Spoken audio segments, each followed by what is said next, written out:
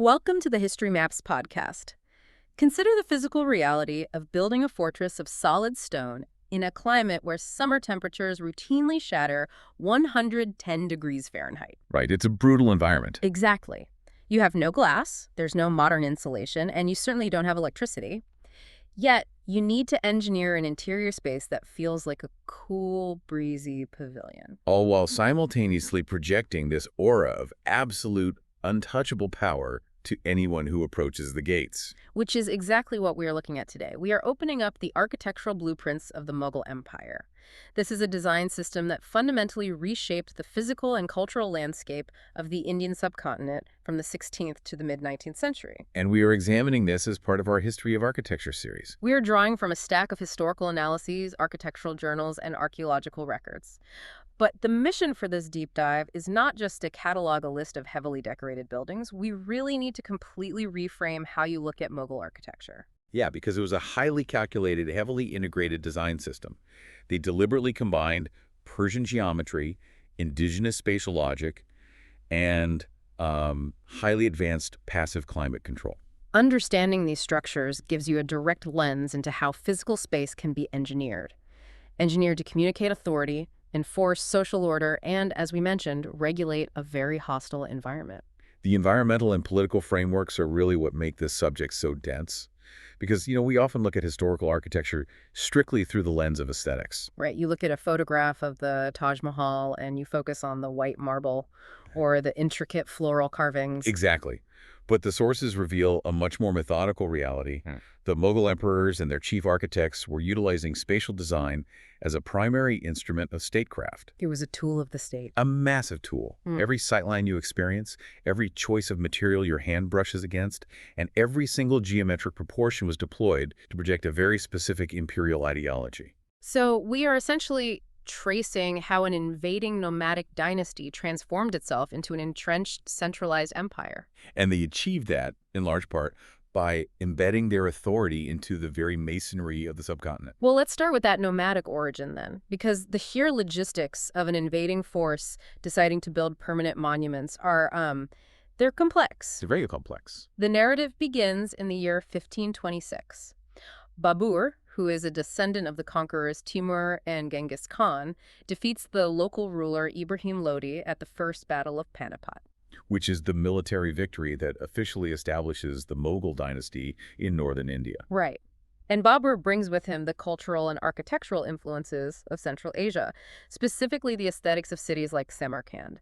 But if you look at his reign, it is incredibly short. It only lasts from 1526 to 1530. Just 4 years. Yeah, 4 years defined by constant warfare, securing borders, and putting down rebellions. So if you're perpetually fighting, you are clearly not laying the foundations for massive stone mausoleums. Exactly the opposite. Because building monumental stone forts or sprawling palaces, that requires decades of peace. You need highly secure treasuries and established, uninterrupted supply chains for all those heavy materials. Which he didn't have. Baghrabdi arrived with none of those prerequisites. So the compelling element here is how he chose to express his architectural ambitions, given the severe constraints of a newly conquered, unstable territory. He didn't immediately reach for stone. No, he reached for landscape architecture. He focused almost entirely on the charbagh. Okay, the charbagh. Let's break that down. If you look at the geometry, it's a quadrilateral garden layout, right? Divided by walkways or flowing water into 4 distinct, smaller sections. Yeah, the term translates literally to 4 gardens.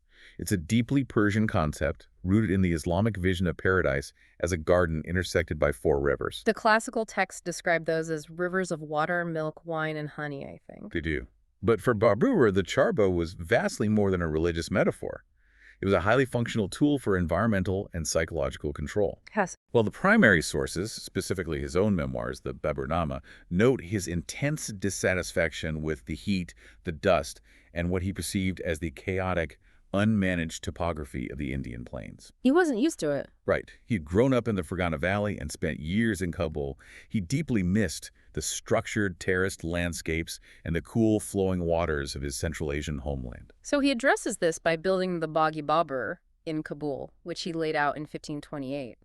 The sources describe it as a terraced paradise garden. And importantly, it features a central axis aligned directly toward Mecca. But he is not building on a flat plain here.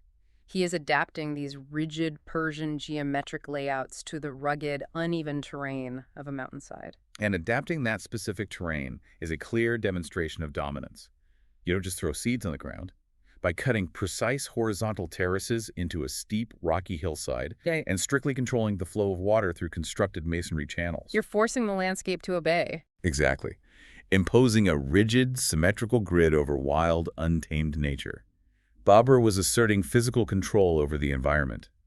These gardens represented the transient, flexible needs of a nomadic court. Because they could pitch their luxurious, massive pavilions and tents right within these mathematically ordered spaces. They could conduct state business, hold court, and then pack up and move on. It was an imposition of geometry on an unfamiliar landscape. When you describe it that way, it makes me think of planting a flag to claim territory. But instead of planting a piece of fabric on a wooden pole, Babur is planting his flag with irrigation and geometry. That's a good way to look at it. He is terraforming a conquered space so that it perfectly reflects his specific worldview and his Timurid heritage. He was laying the literal groundwork. The charbagh established the fundamental grid, the spatial logic that every subsequent Mughal emperor would build upon. The symmetry, the central water axis. The division of space into recognizable quadrants. These became the non-negotiable rules of Mughal design. However, it would take decades and a period of intense political upheaval before these temporary garden encampments evolved into the permanent, massive stone structures we know today. Which brings us directly into that period of upheaval. Babur's son, Humayun, inherits the throne. His reign technically spans from 1530 to 1556, but there is a massive defining interruption in the middle of that. Right. Between 1540 and 1555, Humayun is ousted from power by a rival faction and forced into a long exile in Safavid Persia. And this interregnum, this period of exile, is critical for the architectural evolution of the subcontinent, because during Humayun's absence, the Suri dynasty takes control of northern India. Sher Shah Suri, the Afghan ruler who pushed Humayun out, initiates significant, robust architectural projects of his own. He was an incredibly capable administrator. The sources highlight his reconstruction of Delhi's Purana Qila, the Old Fort, in the 1540s. And within this heavily fortified complex, there is a specific building called the Shah Mandal Pavilion. The Shah Mandal stands out in the architectural record primarily because of its octagonal plan. Up to this point, the structures were predominantly square or rectangular. So why is the octagon so important? The octagonal plan is a significant structural departure. This specific geometry heavily influenced the later monumental Mughal tombs. If you analyze an octagon from an engineering perspective, it provides a very different way to handle interior volume and exterior facades. Because you have more faces to work with. Exactly. It allows for multiple evenly spaced entrance points. That drastically changes the dynamic circulation of air and light. Instead of a deep, dark, square room, you have a space where breezes can cross-ventilate from 8 different directions. So even while the Mughals were exiled in Persia, the architectural vocabulary of the Indian subcontinent was rapidly evolving under the Suri dynasty. They were establishing solutions for airflow and structural stability. Solutions the Mughals would soon inherit. Because the political winds shift again, Humayun reclaims his throne in 1555. But the crucial detail here is that he does not return alone. His 15 years at the Safavid court in Persia exposed him to incredibly refined artistic, literary, and architectural traditions. He essentially brings an entire cultural entourage back with him. Including highly trained Persian architects.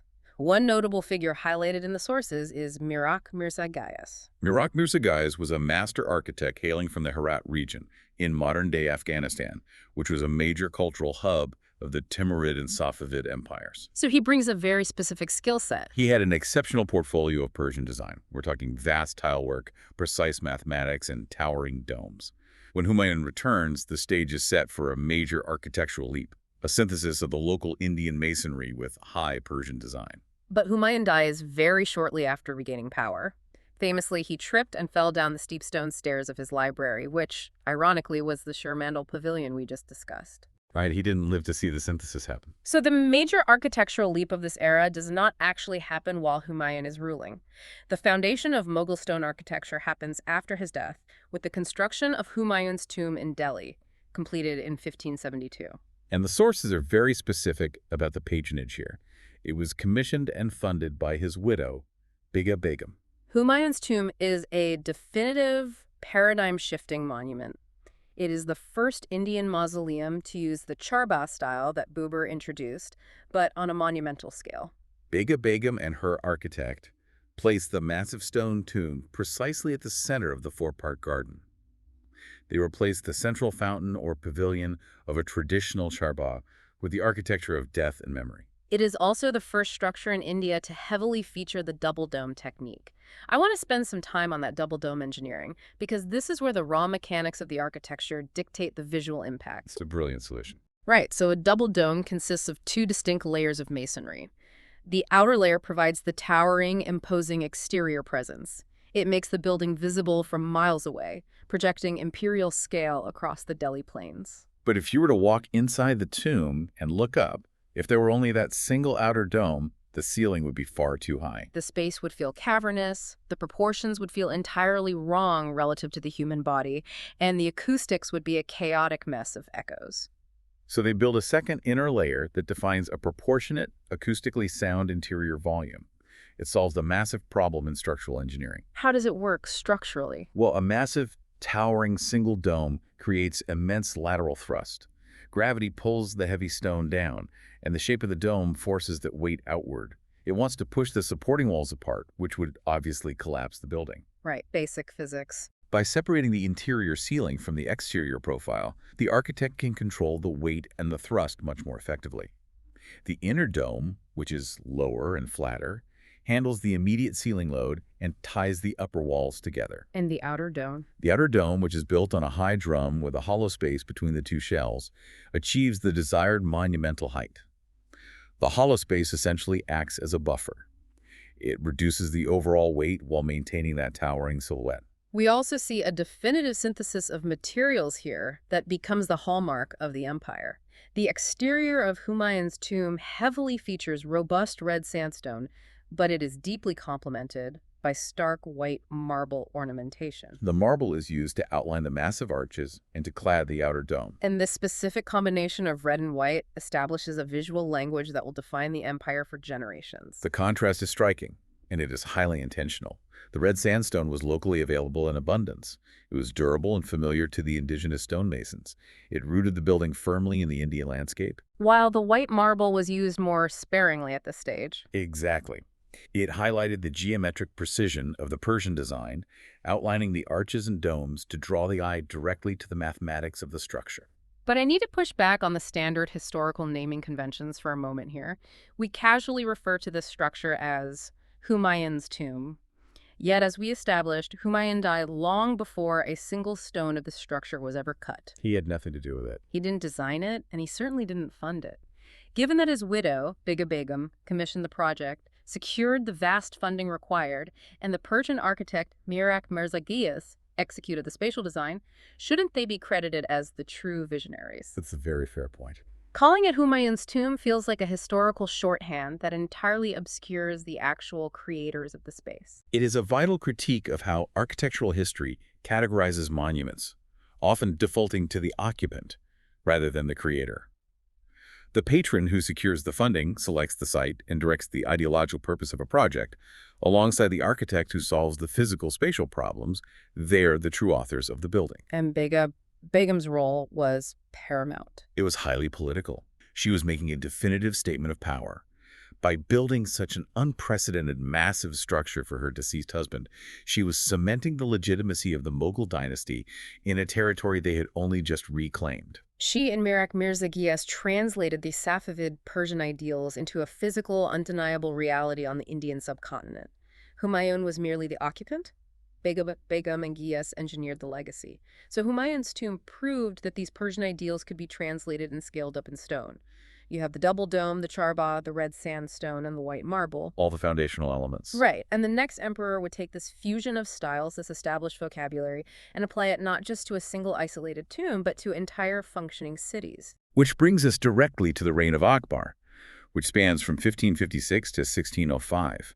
If Babur planted the conceptual garden and Begum built the foundational monument, Akbar is the great synthesizer of the empire. His reign is characterized by massive wealth, fortified complexes, and expansive, highly aggressive urban planning. Very aggressive.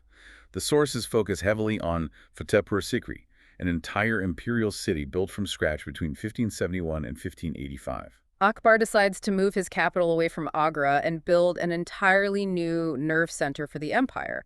And when you look at the architecture of Fatehpur Sikri, the vocabulary shifts dramatically. He introduces trebuchet construction into the imperial style, and he boldly integrates Hindu and Jain motifs with the established Islamic geometry.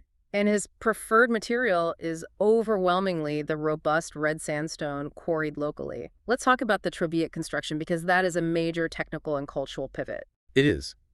To understand this, we really have to look at how buildings stand up. Islamic architecture up to this point, particularly the Persian influence brought by Mirak Mirzagais, was heavily arcuate. Meaning it relied on arches, vaults, and domes to span open spaces. Right, but the indigenous architecture of India, specifically centuries of Hindu and Jain temple architecture, was predominantly trabid. That means it relied on vertical posts, horizontal beams, and flat lintels to span space. Wait, let me stop you there. If the indigenous stonemasons only knew trabby post and lintel construction, how do you merge that with a design system that demands massive domes and vaulted ceilings? Doesn't a flat stone beam just snap under its own weight if you try to make the room too wide? It absolutely will snap if the span is too wide. How did Akbar's architects bridge that mechanical gap? That is exactly where the engineering brilliance of Fatehpur Sikri lies. They utilize techniques like corbelling, where stones are stepped inward progressively until they meet at the top. It creates a space that looks like a dome or an arch, but it functions structurally like a series of stacked beams. At Fatehpur Sikri, Akbar's architects deliberately forced these two systems to merge. So you see them side by side. Exactly. When you walk through the complex, you see classic Islamic pointed arches sitting right alongside massive stone brackets. You see deep overhanging eaves, known as chajahs, that provide critical shade, and flat-roofed pavilions supported by intricately carved pillars that look entirely Hindu or Jain in their execution. It is a distinct, deliberate shift from pure Persian revivalism to a genuine, robust Indo-Islamic fusion. And he is using monumental structures within the city to project overwhelming authority. The massive gateways are a perfect example. Specifically, the Buland Darwaza at Fatehpur Sikri, it's built to a scale that is intentionally meant to make an individual human feel very small. Right, it towers over you. But at the same time, the sources suggest that this specific trebuchet architecture reflected Akbar's secular governance and his policies of religious tolerance. By employing local craftsmen and integrating indigenous styles, the narrative is that he visually unified his diverse subjects. We have to connect this to the broader picture of Akbar's statecraft. He was an emperor ruling a vast, expanding territory where the ruling elite were a tiny Muslim minority presiding over a massive Hindu majority. He understood quickly that he could not rule by military force alone. No, he needed assimilation and cultural synthesis to maintain stability. He abolished the jizya, which was the discriminatory tax on non-Muslims. He married Rajput princesses to secure military alliances, and he famously engaged in intense interfaith dialogues. So the architecture of Fatehpur Sikri is the physical, stony manifestation of that administrative policy. The stone itself demonstrates to the populace that different traditions can coexist and actually support one another in a single, unified structure. Yeah. But this raises a major question about his intent. When you look at the integration of these Hindu pillars and Jain brackets holding up the emperor's pavilions, to what extent was this architectural fusion a genuine appreciation of local art versus a highly calculated, somewhat cynical political tool? That's the big question. Was Akbar building physical tolerance, or was he engineering compliance by surrounding his subjects with visual cues that felt familiar to them? If a conquered Rajput noble comes to the new capital to pay tribute, and he sees his own cultural architectural motifs literally holding up the emperor's roof, that has to have a profound psychological effect. It is the perpetual duality of imperial architecture. It is almost certainly both. Akbar was widely known for his genuine intellectual curiosity. He had a deep, abiding interest in comparative religion, which eventually led him to formulate his own syncretic court religion, the Din-i-Ilahi. So his appreciation of the indigenous aesthetics and philosophy was likely sincere. Very likely. However, he was also a brilliant, pragmatic, and ruthless empire builder. He understood the semiotics of architecture perfectly. Co-opting the visual language of the conquered or allied populations is a classic, highly effective method of integration. By utilizing their motifs in his capital, he was not just showing tolerance. Right. He was subsuming their regional identities into the larger overarching identity of the Mughal Empire. The architecture silently communicates to that visiting Rajput noble, you belong to this empire, but this empire is vastly greater and more powerful than you. Akbar built with raw strength, massive scale, and thousands of tons of robust red sandstone. But once those territorial boundaries were physically cemented, the empire faced a new challenge.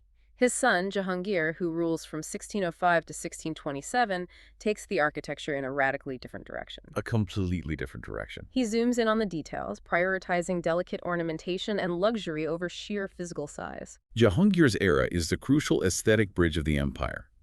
Under his rule, the physical scale of the construction projects moderated significantly. We do not see the frantic building of entirely new, massive cities or sprawling fortresses like Fatehpur Sikri. Because the physical boundaries of the empire were relatively secure? Exactly. Instead, the focus shifts to intense, painstaking refinement. It was about taking the raw power his father established and refining it into divine, untouchable luxury. The sources emphasize two major introductions during Jahangir's reign that changed the visual landscape: the extensive use of pietra dura and vibrant, colorful tile work.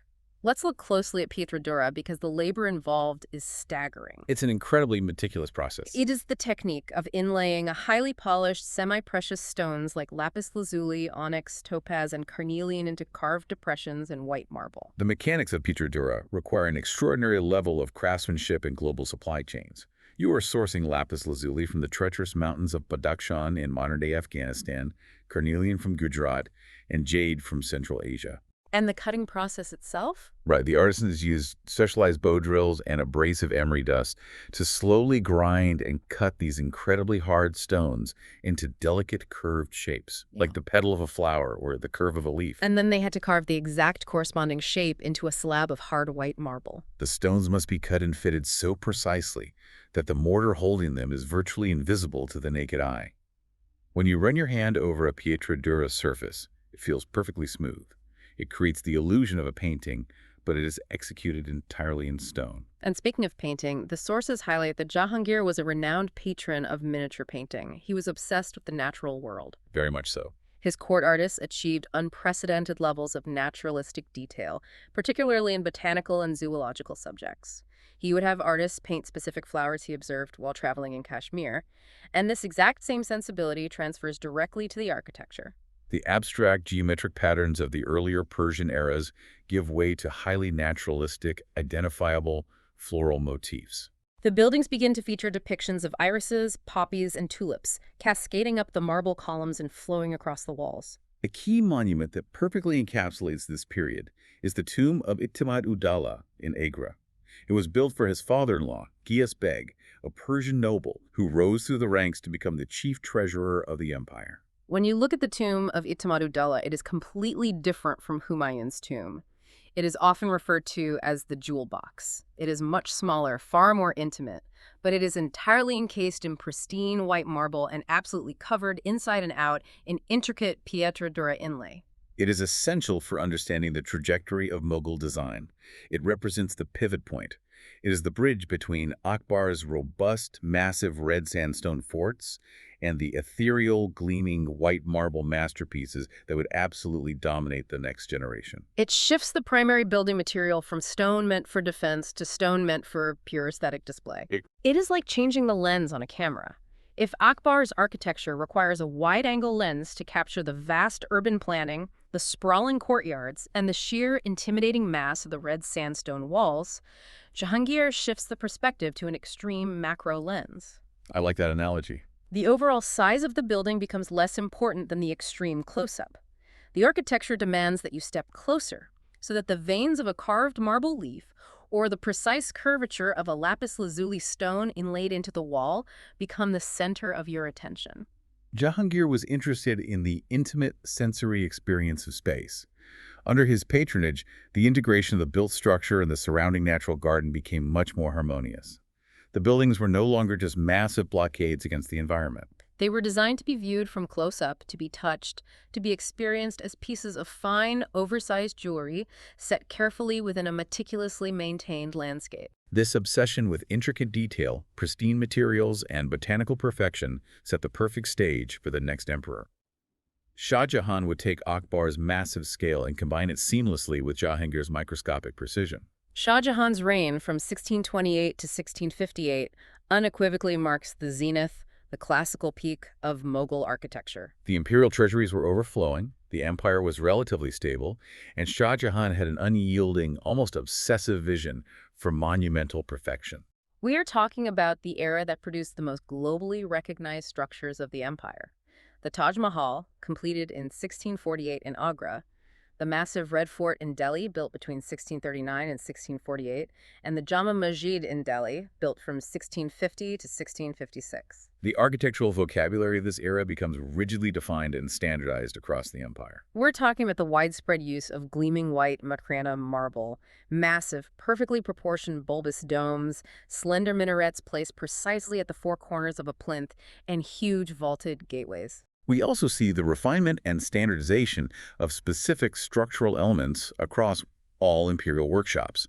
For instance, the introduction of the Shah Jahani column. What does that look like? It's a multifaceted vertical shaft with a foliated base and capital, resembling a bundle of reeds.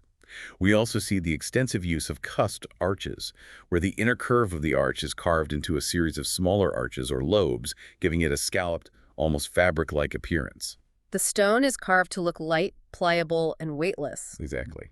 One of the most fascinating concepts the sources outline regarding Shah Jahan's era is the strict enforcement of material hierarchy. This is a crucial concept. It is a rigid, codified system where the choice of stone immediately dictates the political or religious importance of the building. Red sandstone, which Akbar loved so much for his main palaces, was relegated to exterior walls, auxiliary gates, and functional structures. While white marble was reserved exclusively for sacred spaces, royal pavilions where the emperor sat, or commemorative tombs. This hierarchy communicated the purpose of a space instantly to anyone who entered the complex. You knew precisely where you stood in the imperial order based entirely on the materials around you. If your hand brushed against rough red sandstone, you were in a public or transitional space. But if you were surrounded by polished white marble, you were in the presence of the divine or the emperor himself. It was a physical, tangible manifestation of social and political stratification. The absolute commitment to symmetry during this period is staggering. The Taj Mahal is the ultimate masterclass in centralized planning. Every mathematical calculation, every sightline is deliberate. If you stand at the main gate, the Taj Mahal perfectly fills the archway, creating a framed picture. The charbagh is divided into exact, mathematically perfect quadrants, and the flanking red sandstone mosque and guest house are exact, flawless mirror images of one another. The symmetry extends far beyond just the layout on the ground. It governs the vertical proportions, the precise size of the iwans, the large vaulted halls relative to the central dome. It even governs the placement of the corner minarets. And regarding those minarets, they're deliberately angled slightly outward, away from the main tomb. It is an optical trick to make them look perfectly straight from a distance, but it is also a structural safeguard. How so? In the event of a severe earthquake, the minarets would fall outward into the courtyards, rather than collapsing inward and crushing the central dome.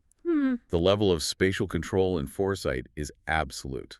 I need to push back on the Taj Mahal for a moment because the popular narrative deeply obscures the reality of the structure. It definitely does. The universally accepted romanticized narrative is that it is a monument to eternal love, built by a grieving Shah Jahan for his favorite wife, Mumtaz Mahal. And while that personal emotional motivation certainly exists in the historical record, if we look at it strictly through the lens of architectural history and statecraft, we have to examine it differently. We do. Because it required a vast mobilization of forced and paid labor. It required thousands of tons of Makrana marble to be hauled hundreds of miles via the Yamuna River. It required highly standardized imperial workshop techniques to produce thousands of identical stone carvings.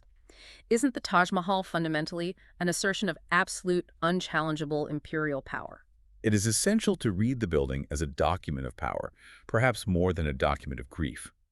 The sheer economic cost, the massive diversion of resources, the employment of tens of thousands of artisans and laborers, no one but a ruler of unquestioned absolute authority could execute a project of that magnitude without bankrupting the state treasury or triggering a massive rebellion.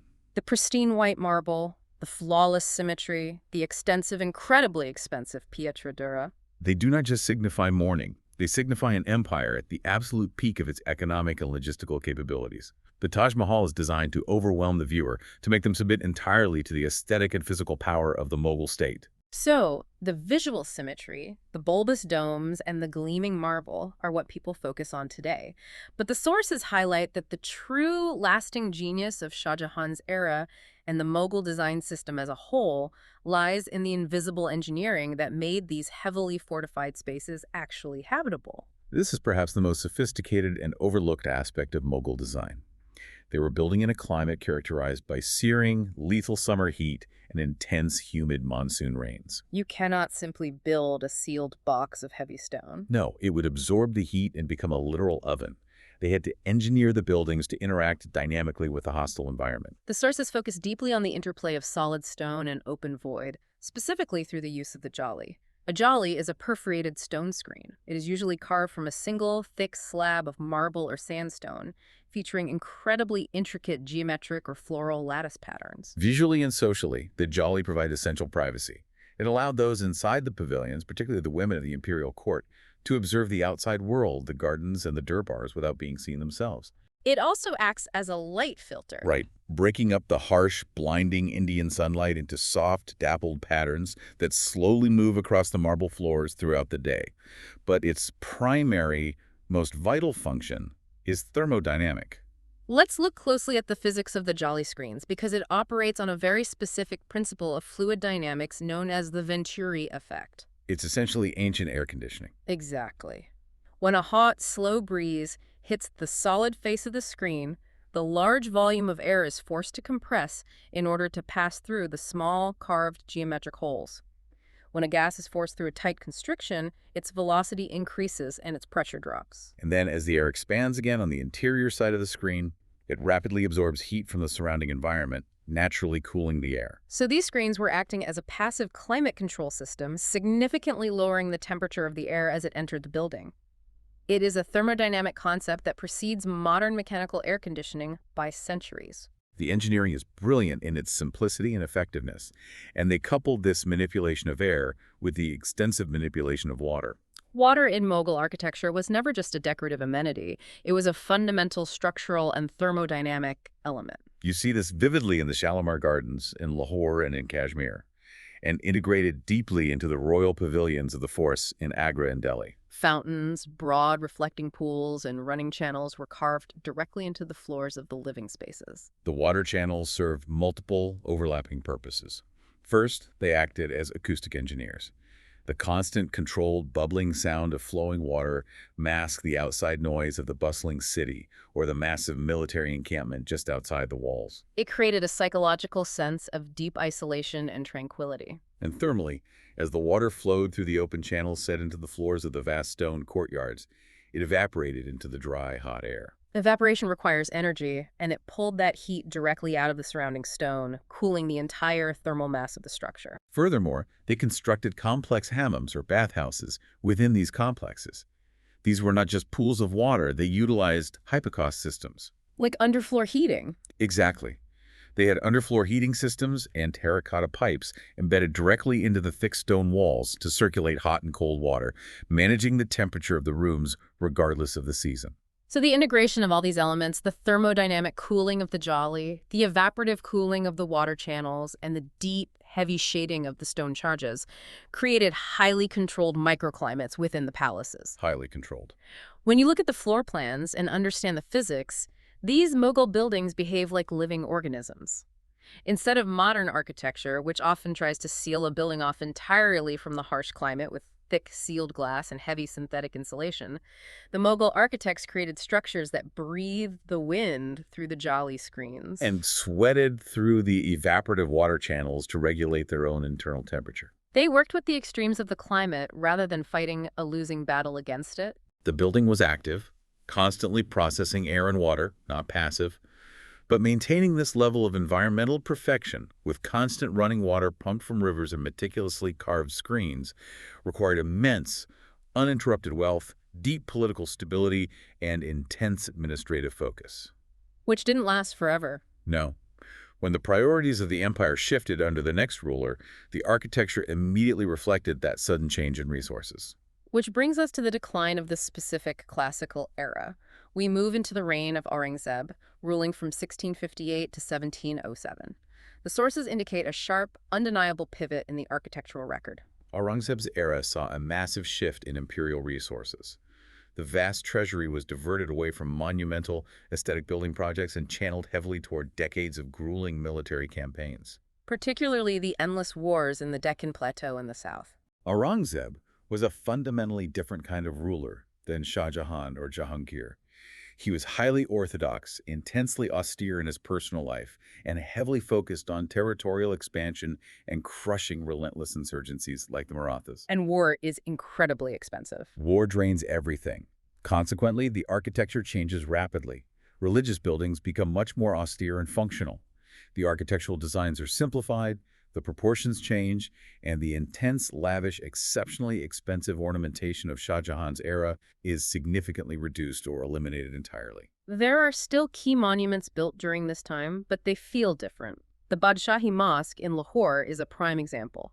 The sources note it is the last and largest imperial mosque of the era. It is vast in its sheer scale. It can hold tens of thousands of worshippers.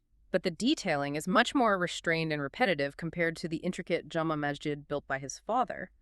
We also see the Bibi Ka Maqbara, built in the late 17th century in Aurangabad. Right. It is a tomb built for Aurangzeb's wife, and structurally it looks very much like a scaled-down Taj Mahal. But the proportions are noticeably different. It feels slightly compressed, and much of the gleaming white marble is replaced by polished stucco. The Bibi Ka Maqbara is frequently cited by architectural historians as the prime visual example of the empire's aesthetic and economic decline. The intention was clearly to replicate the imposing grandeur of the Taj Mahal. But the imperial treasury simply could not support the logistics of hauling that much Makrana marble across the country. Nor could it support the thousands of master artisans required for pietra dura. The use of stucco to mimic the appearance of marble and the slightly compressed, less graceful proportions of the domes and minarets tell a very clear story of an empire whose resources and administrative focus are stretched dangerously thin. Architecture is a direct, unavoidable reflection of state finances. Always. Following Aurangzeb's death in 1707, the empire effectively fractures. The treasury is depleted, the military is exhausted, and we see severe regional decentralization. The central authority of the Mughal emperor in Delhi weakens significantly. And powerful provincial governors in places like Bengal, Hyderabad, and Oudh begin to assert their independence. And as they pull away politically, they start commissioning their own smaller-scale architectural works to legitimize their regional rule. Because these central imperial workshops in Agra and Delhi were dissolved or simply lost their funding, the unified, standardized Mughal style begins to splinter rapidly. The provincial courts tried to emulate the imposing imperial style of Shah Jahan, but they lacked the resources. So they integrated their own regional materials, local craftsmen, and techniques, leading to significant deviations from the classical standards. This raises a critical question about the longevity of a design language. If a design system is entirely dependent on the wealth and enforcement of a central authority, what happens when that authority collapses? Did Mughal architecture effectively die in the 18th century, or did it just splinter into different regional dialects? It definitely splintered. It did not die. The core vocabulary, the bulbous domes, the cusped arches, the thermodynamic jollies, the charbagh layout, was too deeply ingrained in the cultural and physical landscape of the subcontinent to simply vanish. You see it strongly influencing the architecture of the regional princely states, like the Nawabs of Oudh in Lucknow. Right. They built massive imambras, utilizing brick and stucco, but heavily adapting the recognizable Mughal forms. And eventually, this specific architectural language had a profound influence on British colonial architecture. When the British Raj solidified power, they sought to legitimize their foreign rule by intentionally co-opting the visual symbols of the Mughals. This led to the Indo-Saracenic style of the 19th and 20th centuries, which grafted mobile domes, chajahs, and arches onto otherwise standard Victorian administrative buildings and railway stations. The central Mughal authority collapsed, but the architectural DNA they engineered survived, mutated, and continued to define the skyline. It is a remarkable centuries-long journey from Babur's temporary terraced gardens in Kabul to the absolute mathematically perfect stone of the Taj Mahal, and finally to the fragmented regional echoes in provincial palaces. It's a massive evolution. And when you look at modern architecture today, especially those massive, completely sealed, glass-heavy skyscrapers being built in the hottest, most hostile climates on Earth, they require colossal amounts of electricity just to keep the people inside from roasting. They're essentially ovens without the AC. Right. It makes you wonder about our current trajectory. Perhaps contemporary architects need to look backward to move forward. If we analyze the passive climate controls of Mughal architecture, reintegrating the fluid dynamics of the jali screen, the deep, heavy shading of the overhanging eaves, and the thermal mass regulation of integrated water channels, we might find ancient, highly effective solutions to the energy and sustainability crises of the 21st century. We view these structures primarily as historical monuments and tourist destinations, but they are, in reality, highly successful, centuries-old prototypes of sustainable environmental engineering. Thank you for listening. History Maps. Learn history visually.